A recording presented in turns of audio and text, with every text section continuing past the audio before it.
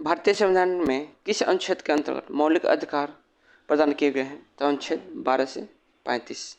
मूल अधिकारों का संरक्षण कौन होता है? सर्वोच्च न्यायालय तथा उच्च न्यायालय। संविधान के किस भाग को भारत के नागरिकों का अधिकार पत्र कहा जाता है? तो संविधान के भाग 3 और इसी में आता है 12 से 35। सर्वप्रथम मूल अधिकारों का पूर्ण संवैधानिक स्तर प्रदान करने वाला देश कौन था? तो अमेरिका था।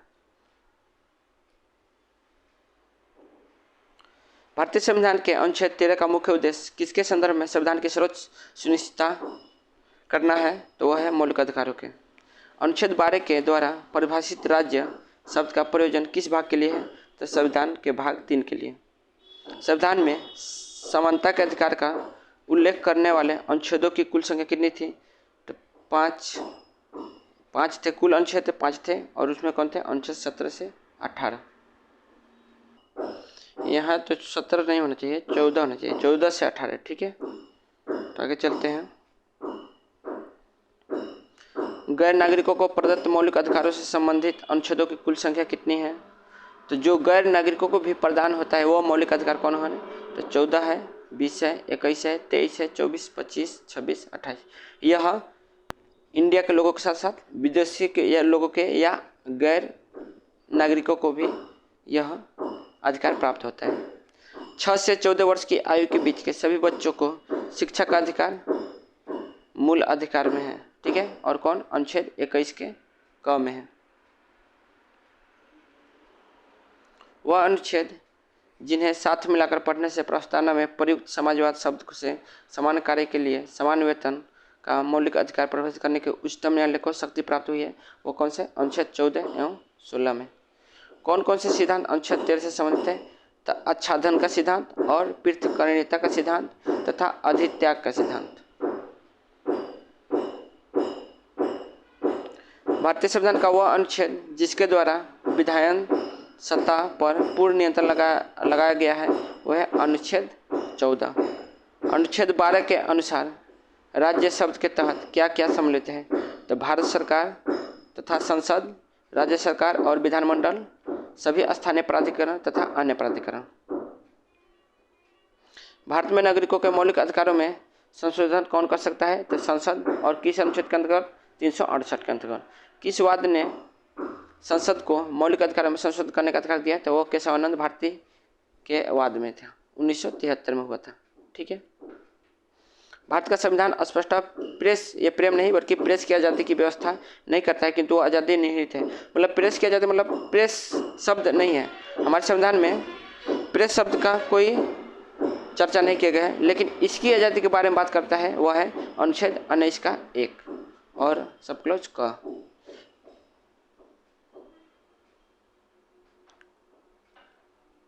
भारतीय संविधान का कौन सा अनुच्छेद व्यक्ति के विदेश यात्रा का अधिकार को संरक्षण प्रदान करता है? तो अनुच्छेद 21।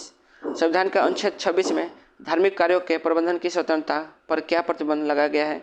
तो लोक व्यवस्था, सदाचार एवं स्वास्थ्य में।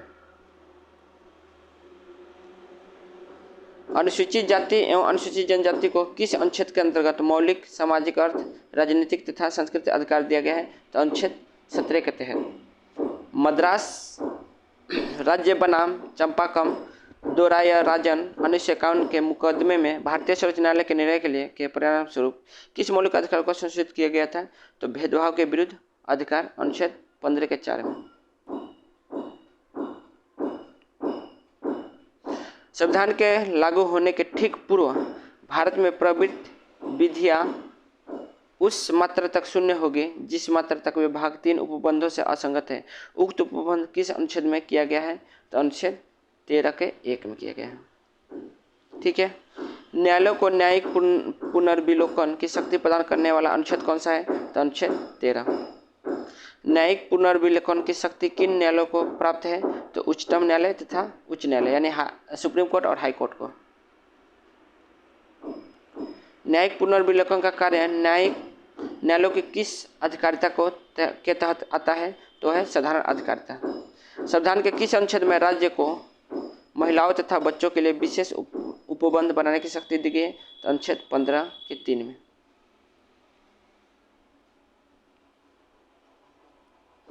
किस संशोधन में लोक सेवा में अक्सर की समानता, अक्सर नहीं बल्कि अवसर की समानता के सामान्य नियम उपबंधित है? तो अनुच्छेद 16 के 1 और 16 के 2 में।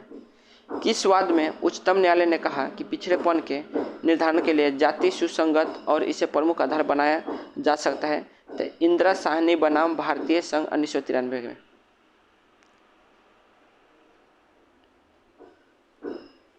अनुसूचित जाति तथा अनुसूचित जनजाति के वर्गों के लिए सरकारी सेवाओं में प्रोन्नति में आरक्षण की शक्ति राज्य को प्रदान की गई। वो कब है? तो 17वां संविधान संशोधन अधिनियम के तहत 1995 में जो हुआ था, द्वारा अनुच्छेद 16 के 4 के क में संशोधन करके किया गया था। प्रोन्नति पदों पर अनुसूचित जाति तथा अनुसूचित जनजाति के लिए आरक्षण की व्यवस्था सेम इसी का यही है, तो उसमें है अनुच्छेद 16 4 का ए। शिक्षण संस्थाओं में अनुसूचित जाति और जनजातियों के पक्ष में स्थान में आरक्षण का उपबंध किया गया था, तो अनुच्छेद 15 के 4 के ए में। ठीक है।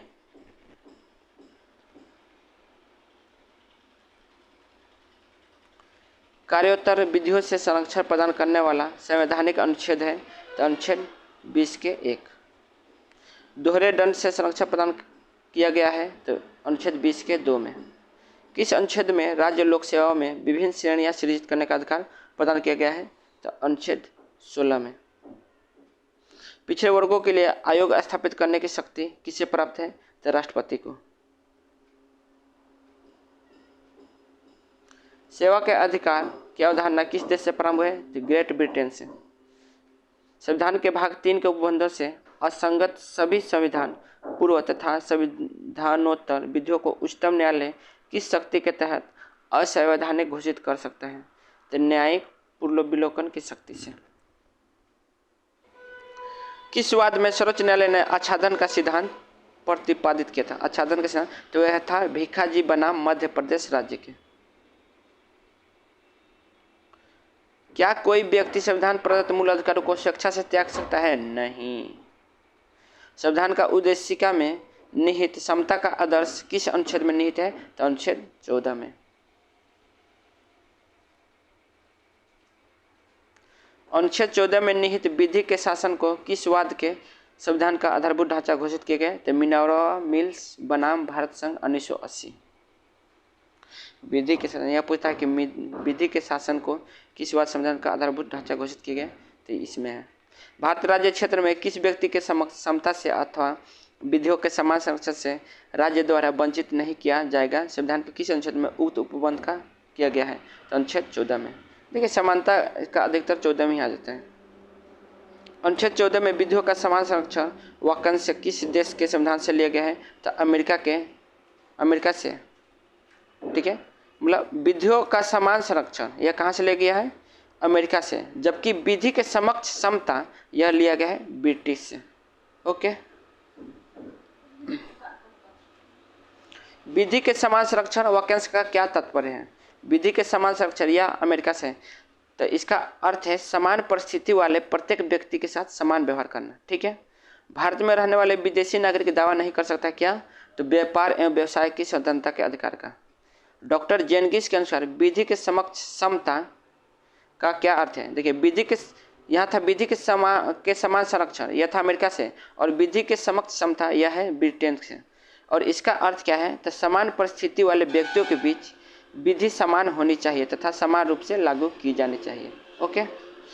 अनुच्छेद 14 के तहत संविधान का कौन सा आधारभूत ढांचा निहित है? तो है विधि का शासन। प्राकृतिक न्याय का सिद्धांत संविधान के किस अनुच्छेद में निहित है? प्राकृतिक न्याय का सिद्धांत तो है अनुच्छेद 14। प्राकृतिक न्याय का सिद्धांत संविधान के किस अनुच्छेद में है? तो अनुच्छेद 14 में। मनमानेपन के विरुद्ध संरक्षण को किस अनुच्छेद में प्रत्ययभूत किया गया है? तो अनुच्छेद 14 में। अनुच्छेद 15 में उपबंधित मूल अधिकार किन लोगों को प्रदान है? तो मात्र नागरिकों को।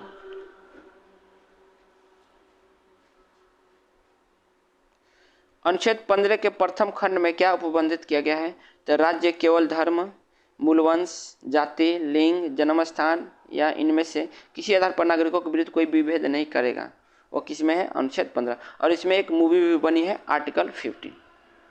विभिन्न धार्मिक संप्रदायों द्वारा पृथक निर्वाचक मंडल का प्रावधान करने वाली विधि को सर्वोच्च न्यायालय ने किस वाद में अवैध घोषित किया था?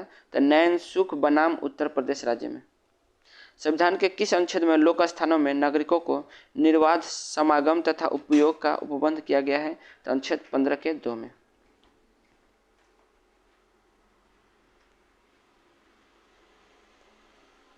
अनुच्छेद 15(4) के अधीन राज्य को क्या शक्ति प्रदान किया गया है? तो राज्य सामाजिक तथा शैक्षिक दृष्टि से पिछड़े वर्गों तथा अनुसूचित जाति एवं जनजाति की उन्नति के लिए विशेष प्रावधान कर सकता है। भारतीय संविधान का कौन सा अनुच्छेद लोक नियोजन में भारत के सभी नागरिकों को अवसर की समानता की प्रतिभूति प्रदान करता है? तो अनुच्छेद 16 का उपखंड 1 और 2 में। लोक उपसेवाओं में नियुक्ति के लिए संबंधित राज्य में निवास की अर्हता विहित करने की शक्ति किसे प्राप्त है? तो संसद को, अनुच्छेद 16(3) के तहत। लोक सेवा में पिछड़े वर्गों के लिए पद आरक्षित करने की शक्ति राज्य को किस अनुच्छेद में दी गई है? तो अनुच्छेद 16 के 4 में।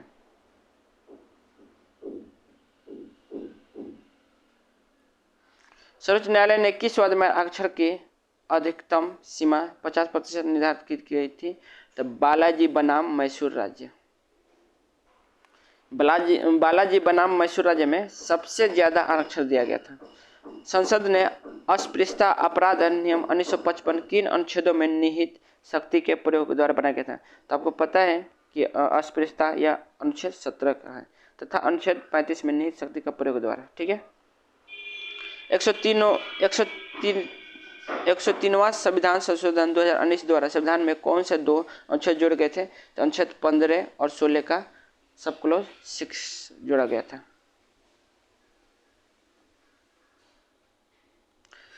किस संविधान संशोधन द्वारा आर्थिक रूप से कमजोर नागरिकों के लिए वर्तमान आरक्षण अतिरिक्त शिक्षा तथा रोजगार के क्षेत्र में 10% के आरक्षण का प्रावधान किया गया है?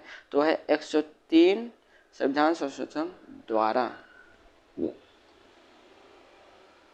अस्पृश्यता अपराध अधिनियम 1955 का नाम परिवर्तित कर सिविल सुरक्षा अधिनियम 1955 कब किया गया? तो वो किया गया था 1976 में। अनुच्छेद 18 किस प्रकार की उपाधियां प्रदान करने की अनुमति देता है? तो है सेना एवं विद्या संबंधी उपाधियां। भारत रत्न एवं पद्म पुरस्कारों को संविधान के किस अनुच्छेद के अंत में शामिल किया गया है? तो अनुच्छेद 18 के 1 में। भारतीय नागरिकों को किस विदेशी सरकार में कोई उपाधि स्वीकार करने का निषेध किया गया है? तो अनुच्छेद 18 के 2 में।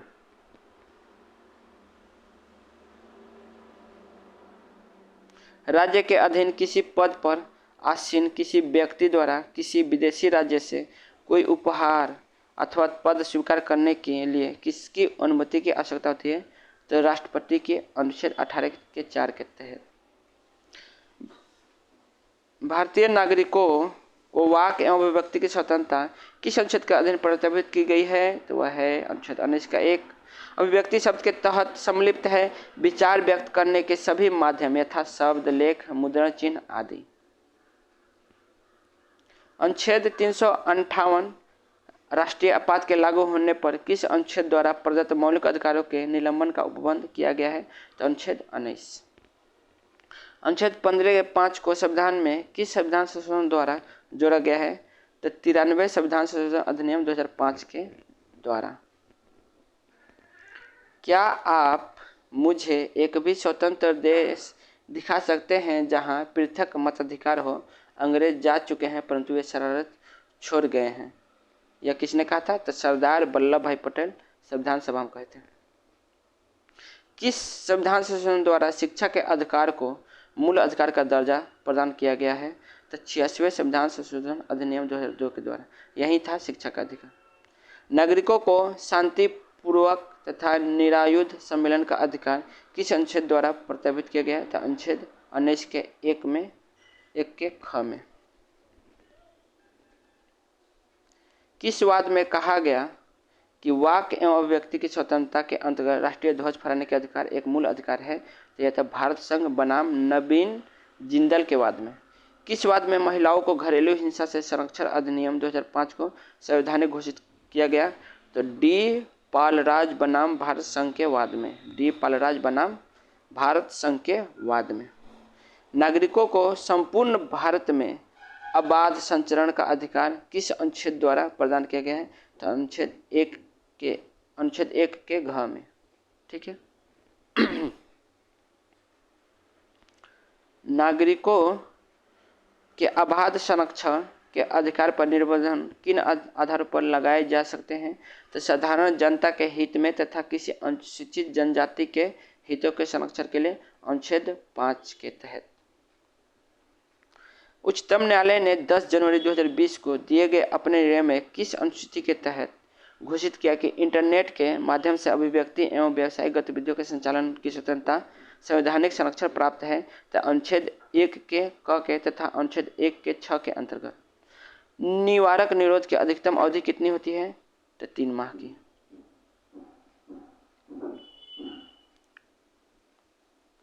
मानव दुर्व्यापार, बेगार तथा इस प्रकार के अन्य बलात् श्रम का किस अनुच्छेद में प्रतिषेध किया गया है? तो अनुच्छेद 23 में। राज्य के नीति निर्देशक सिद्धांत किस प्रकार मौलिक अधिकारों से भिन्न है? तो नीति निर्देशक तत्व न्यायालय द्वारा परिवर्तनीय नहीं है, जबकि मूल अधिकार परिवर्तनीय है। 44वें संविधान संशोधन द्वारा अनुच्छेद 38 में क्या नवीन उपबंध किया गया है? तो राज्य विशेषता आय की असमानता को कम करने का प्रयास करेगा, अनुच्छेद 38(2) के तहत। मूल अधिकार का निर्वचन करने के लिए भाग 4 के किस अनुच्छेद की सहायता ली जा सकती है? तो अनुच्छेद 39। किस अनुच्छेद को निर्देशक तत्वों का मूल मंत्र तथा मर्म माना जाता है? तो अनुच्छेद 38 को।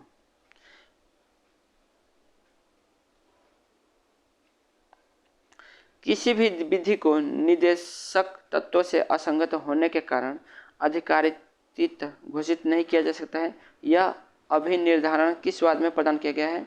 तो मद्रास राज्य बनाम चंपाकम दोराई राजन। ठीक है, यह एक बार देख लीजिएगा, इससे क्वेश्चन आ रहे हैं आजकल। निर्देशक तत्व देश के शासन के मूलाधिकार है तथा निश्चय की विधि बनाने में इन सिद्धांतों को लागू करना राज्य का कर्तव्य होगा। उक्त घोषणा किस अनुच्छेद में की गई है? तो अनुच्छेद 37 में। कल्याणकारी राज्य की संकल्पना का समावेश भारत के संविधान में है, तो राज्य के नीति निर्देशक तत्वों में। निर्देशक तत्व संविधान के किस भाग में समाविष्ट किए गए हैं? तो भाग 4 में। राज्य के निर्देशक तत्वों को संविधान में शामिल करने का मुख्य उद्देश्य क्या है? तो सामाजिक और आर्थिक प्रजातंत्र स्थापित करना। राज्य के नीति निर्देशक तत्व प्रत्यक्ष किससे जुड़े हैं? तो लोक कल्याण से। संविधान के किस अनुच्छेद के अंतर्गत धार्मिक संप्रदायों को धार्मिक और पूर्ण प्रयोजनताओं हेतु संस्थाओं की स्थापना करना और पोषण का अधिकार है? तो इसका आंसर हो जाएगा अनुच्छेद 26 के अंतर्गत। मतलब अंतर धार्मिक जो भी है, धार्मिक संप्रदाय, यह अनुच्छेद 26 के अंतर्गत आते हैं। ठीक है। किन आधारों पर घोषित आपातकाल के दौरान अनुच्छेद 19 द्वारा मूल अधिकार निलंबित हो जाता है? तो युद्ध या बाह्य आक्रमण के आधार के पर यह अनुच्छेद 19 निलंबित हो जाता है। अनुच्छेद 358 के अनुसार आपातकाल के लागू होने पर मूल अधिकार पर क्या प्रभाव पड़ता है? तो अनुच्छेद 19 द्वारा प्रदत्त मूल अधिकार स्वतः निलंबित हो जाता है।